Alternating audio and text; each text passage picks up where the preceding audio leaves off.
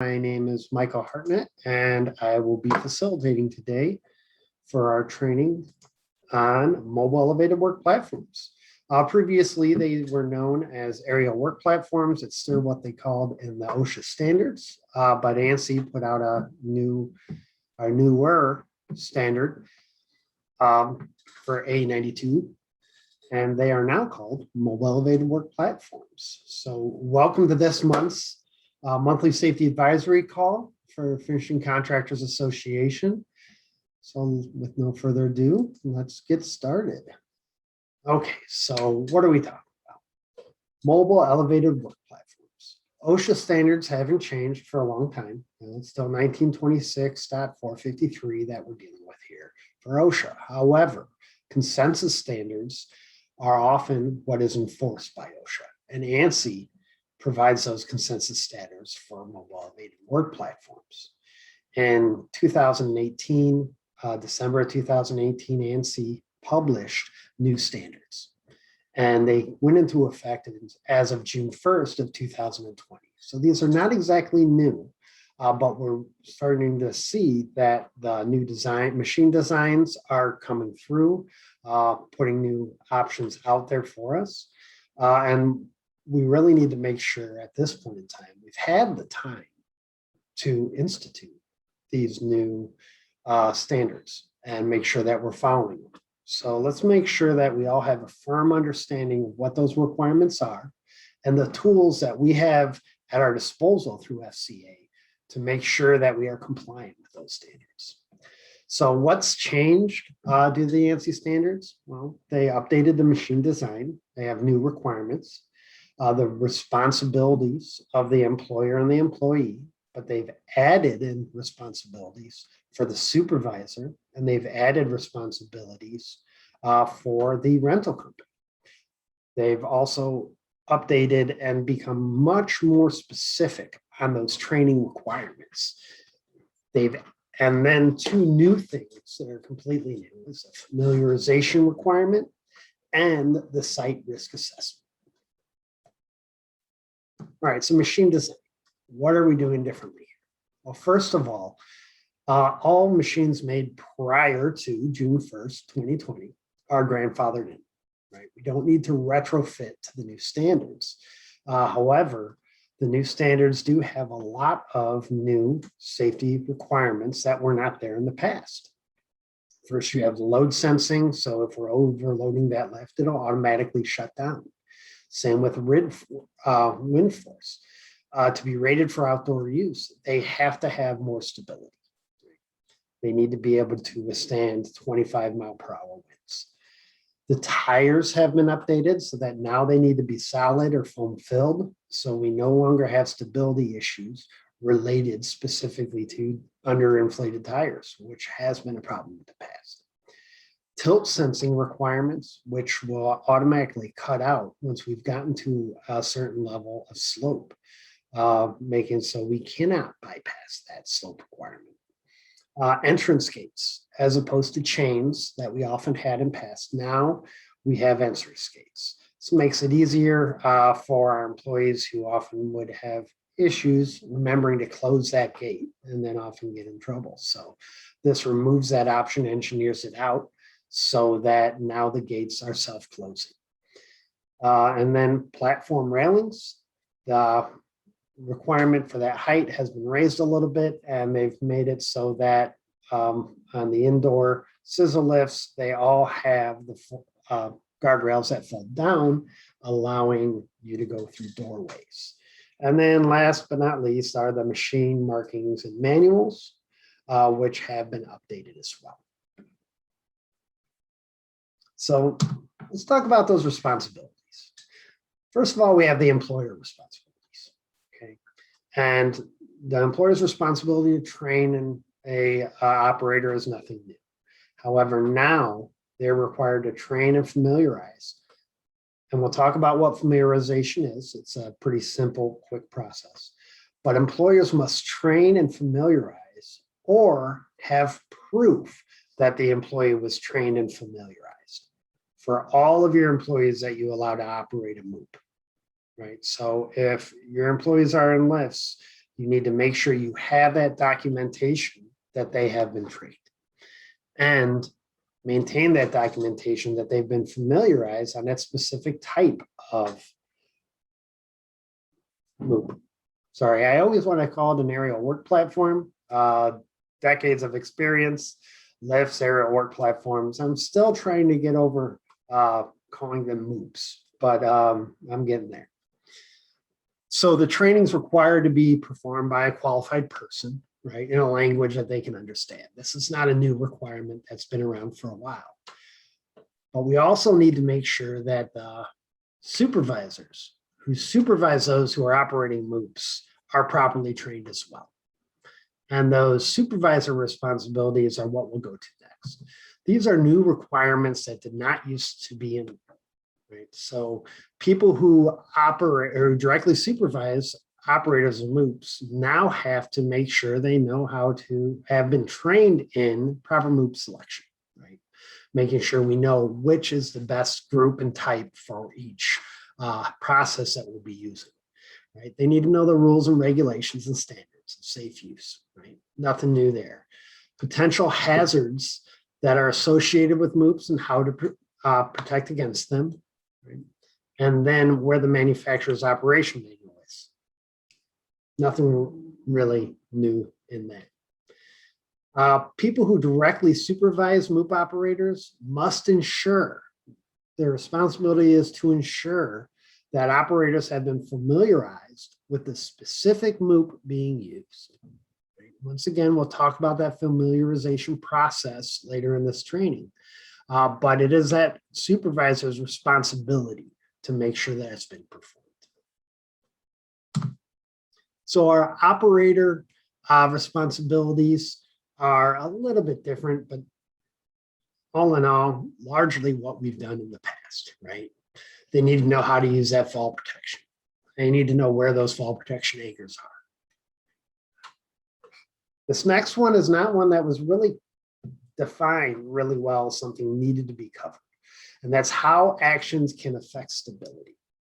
And this is really important when it comes to making sure those lifts don't go over, right? Which is really the worst outcome that we can see most of the time, because it's challenging at best to have a MOOP that goes over and tips without serious injury, right? Because at that point in time, our fall arrest lanyards are really not going to protect us, right? If the lift goes over, that's what we're attached to.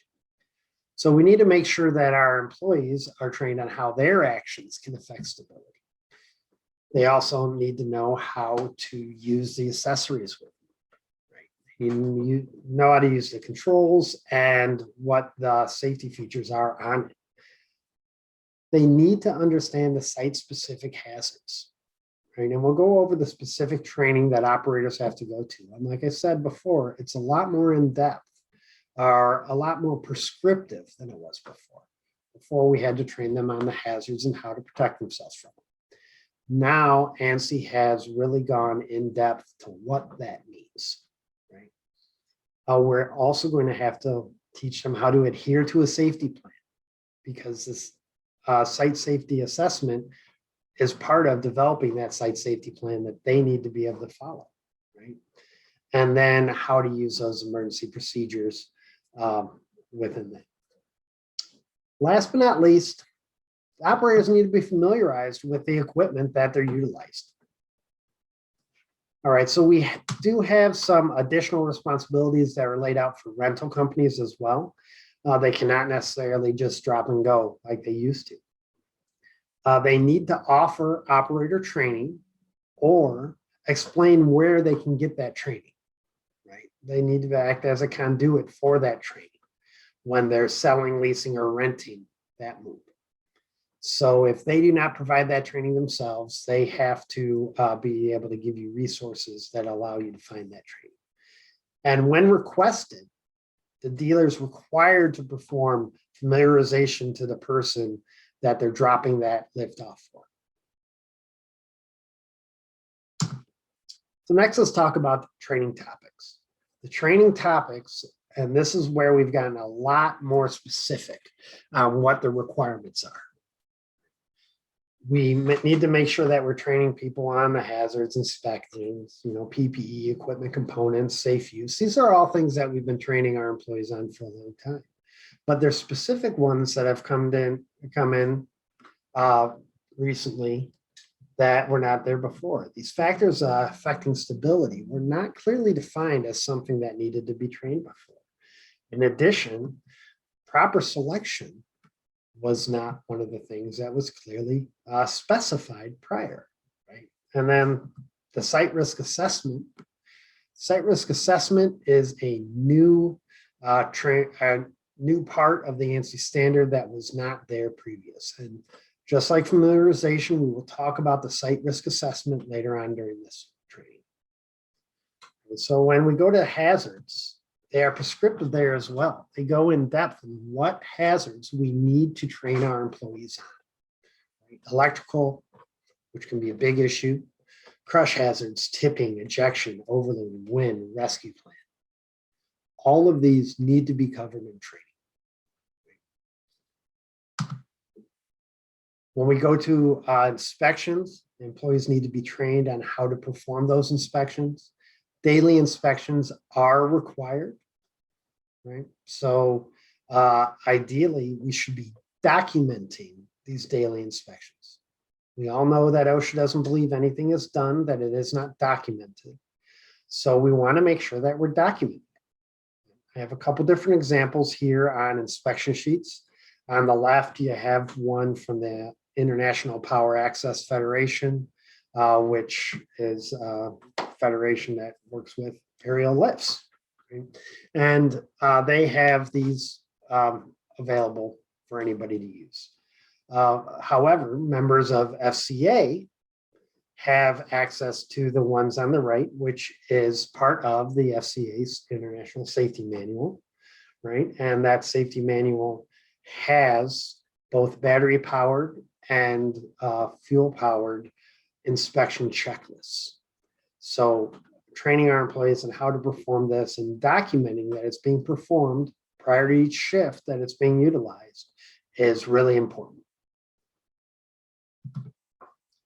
Next, we need to make sure that we train our employees on the factors affecting stability, whether that's the soil, uneven surfaces, underinflated tires, unbalanced load, wind, grade. All of these specifically have to be discussed during that training, right?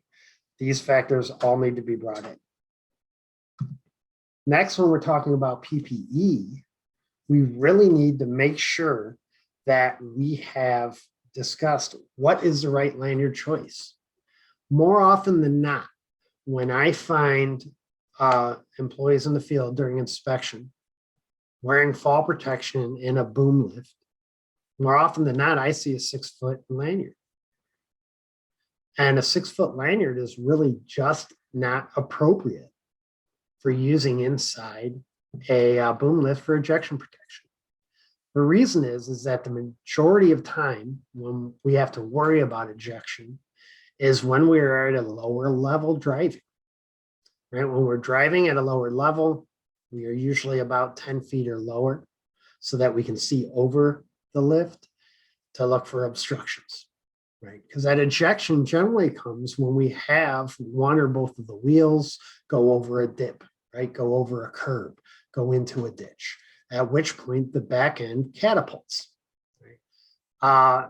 Those of us who've operated lifts for a long time are familiar with that. Right? I have never been ejected from a basket, but I've been close.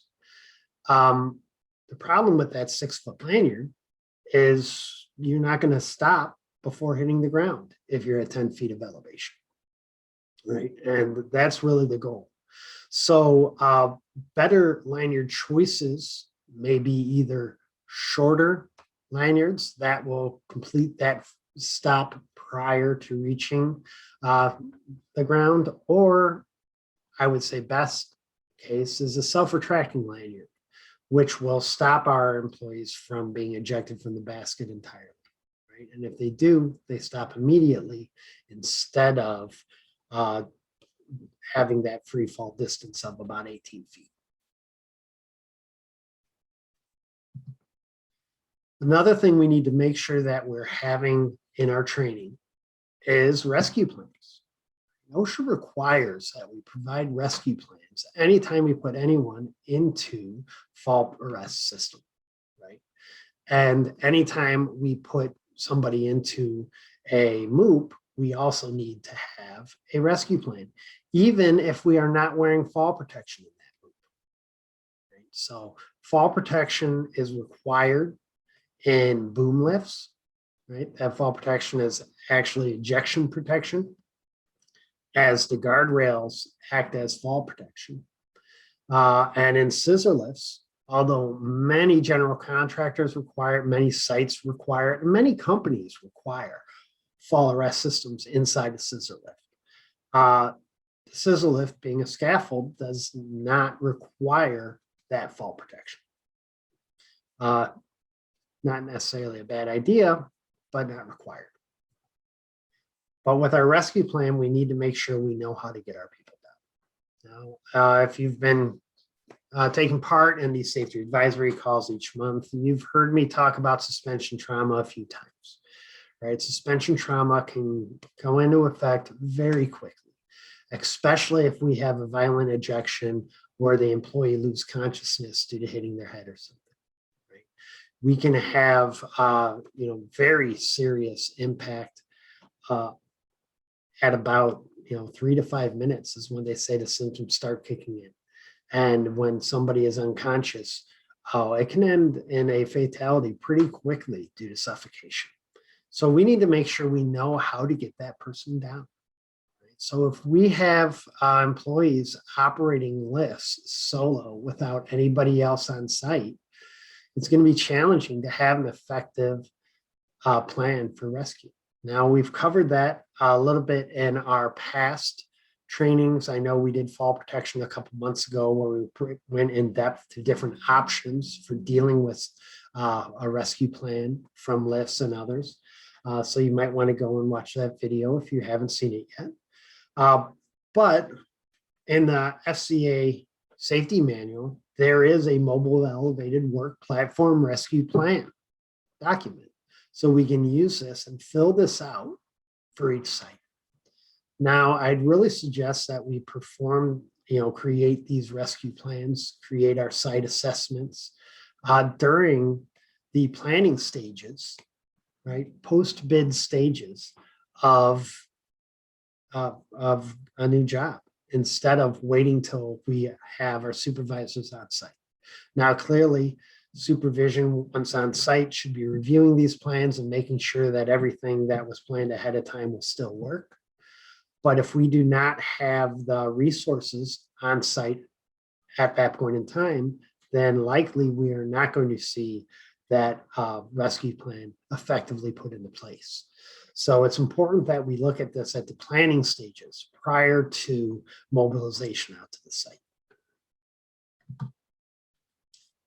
The general training and the safe use of equipment, nothing here has really changed, right? Safe use of equipment has always been, a large part of the training when it comes to aerial lifts, but we need to make sure that we are going over the safe work of equipment, right? Now, I know I've given a lot of information here, and hopefully you've all downloaded the piece on mobile elevated workplace platforms that Optimum Safety Management has developed. This is available through FCA International, so that can help you with a lot of these details. But we need to make sure our employees are trained in the safe use of equipment. We also need to make sure that our employees and our supervisors are trained on proper selection, right? So they changed up how they qualify, how they define the different types of lifts, right? So now we have Group A and Group B, and we have type 1, 2, and 3. So each lift will be a group and a type, right? Group A are scissor lifts, right? Those whose basket is above the base.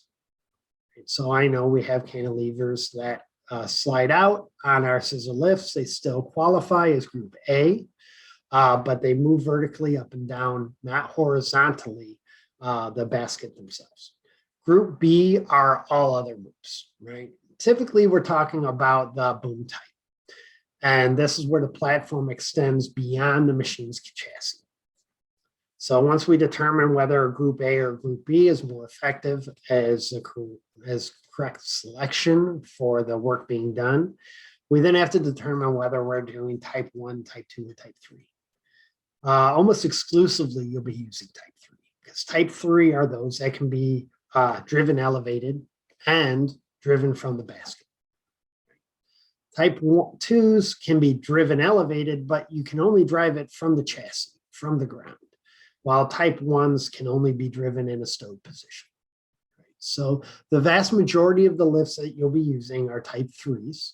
And so it'd either be a group A3, which is your standard scissor lift, or a group B3, type 3, which is a boom lift.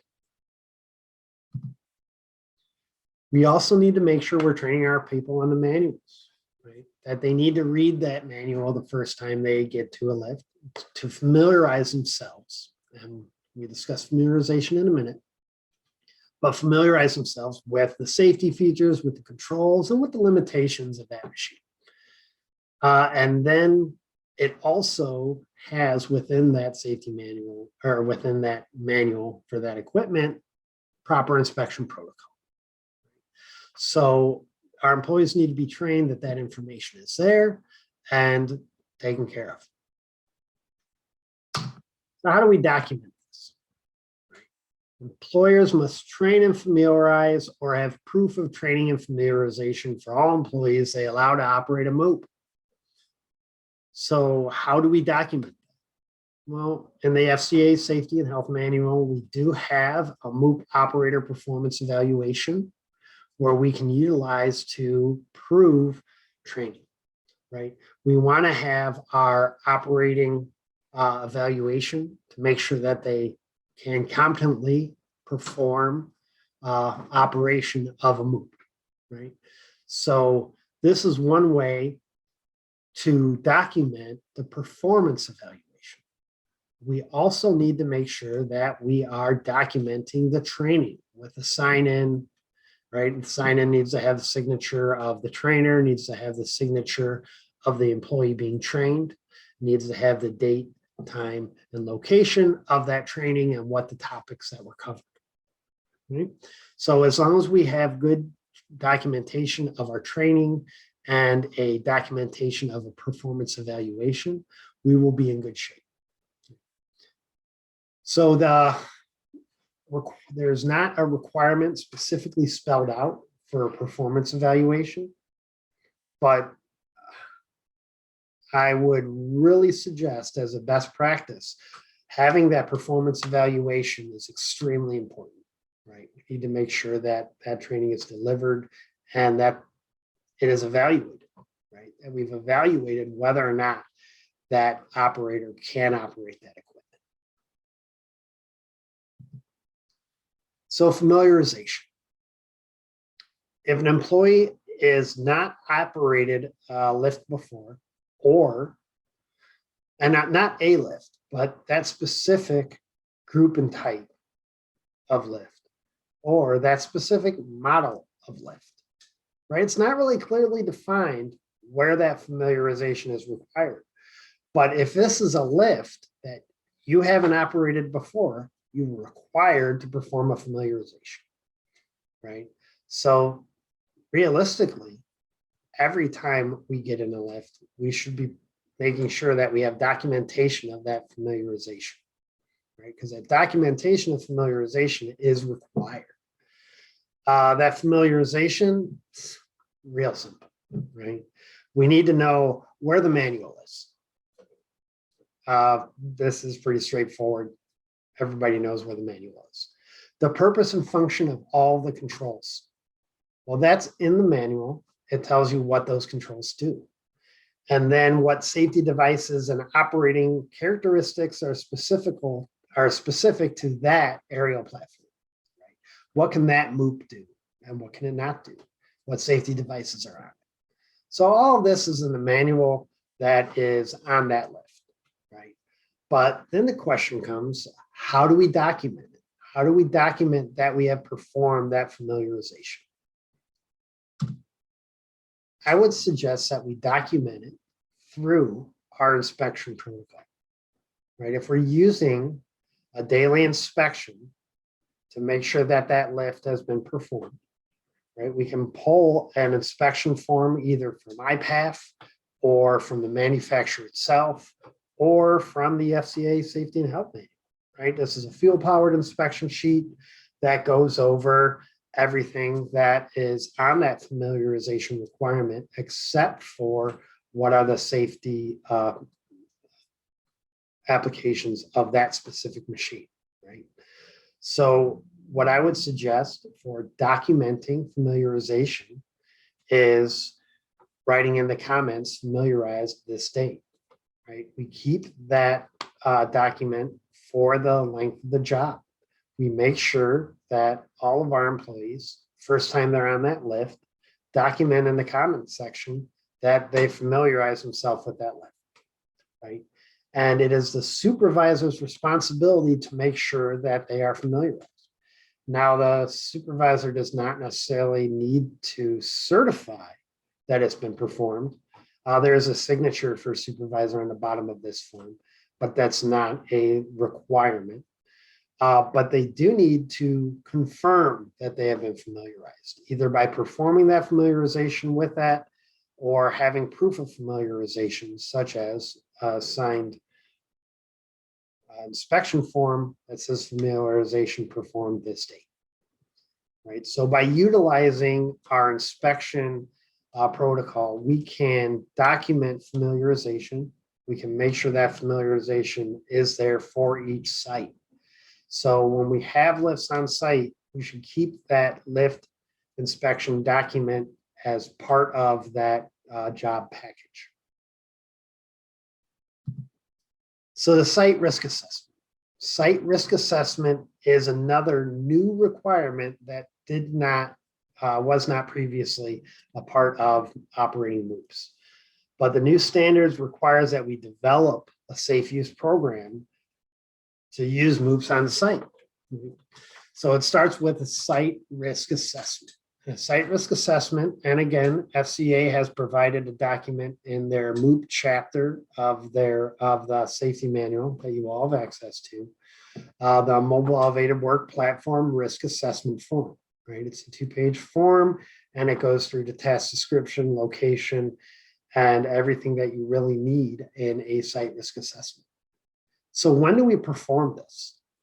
This, again, should be performed in the pre-planning process, right? We should already be looking at our site, seeing where are our overhead electrical hazards, where are our slopes, where we're going to have issues getting to different areas of that project, right? So ideally, your risk assessment is going to be performed in the planning stages before mobilizing to the site, and then reviewed and approved by the supervisor.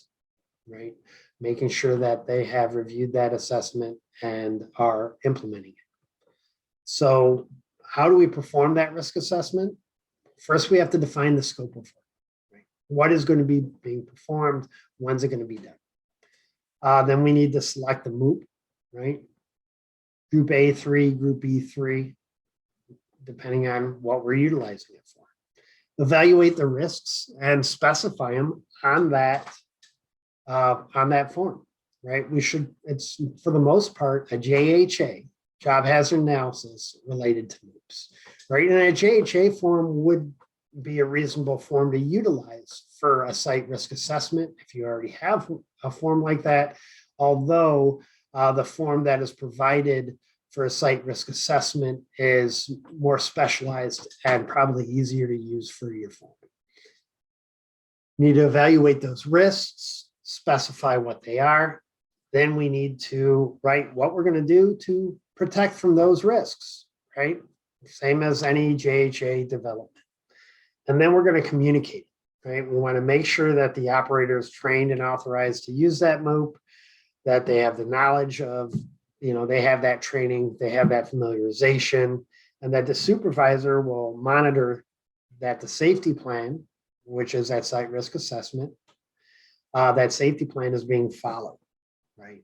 We need to make sure that safety plan is communicated to our operators as well. All right, so in review, what has changed? Machine design has improved. Machine design has more safety features. So the newer lifts are going to provide a safer alternative than the existing older lifts. The responsibilities for employers has been increased, right? We have a higher training burden. We have a higher documentation burden. We're required to do that site risk assessment. We're required to make sure we've documented that familiarization and that training for all of our employees. Our supervisors are also now have a newer responsibility, which is not really a new responsibility. They've always been required to assess the hazards and ensure that safe workplace. But now it's spelled out specifically that they need to be performing that duty as well as ensuring familiarization and training for each of their employees prior to operating a lift. The training requirements have gotten much more in-depth, much more prescriptive, detailed about what needs to be trained. So we need to make sure that we've looked at what training we're utilizing, and we may need to update that training to follow that and make sure if we're using vendors to perform that training that they are performing that mobile elevated work platform training. Right? If you're being offered aerial work platform training, it likely is not going to consider the new Ansi requirements. Right? Familiarization, which is a simple step process of making sure that the employee who has not operated this specific lift before knows where the manual is, knows what safety features it has, and knows how to operate each of those controls. Pretty straightforward. And then a site risk assessment. The site risk assessment needs to be performed ideally prior to arriving on site, although we are allowed to perform it when we are on site. The issue with that is if we have controls that we cannot put in place yet because we don't have the equipment on site. That's why I say we really need to look at it at that planning stage so we can make sure that our employees have that information online right there, right? On site when needed. Remove those barriers to following what we want our on-site employees to do. Protect our front line. So normally this is where I would open up for questions because this is recorded. Clearly we can't open up for questions. But as many of you already know, the Fca Safety Helpline, right? We can call this number or we can send an email to this email. And generally it's going to end up on my desk, right? If you have any questions, make sure you reach out. I'm more than happy to discuss any of these or any other safety questions that you have. What did they say? An ounce of prevention is better than a pound of cure. Please reach out and give me a call when you have an issue that you're not sure how to go about correcting. Well, thank you very much. I appreciate your time and attention. Keep on keeping your people safe out there.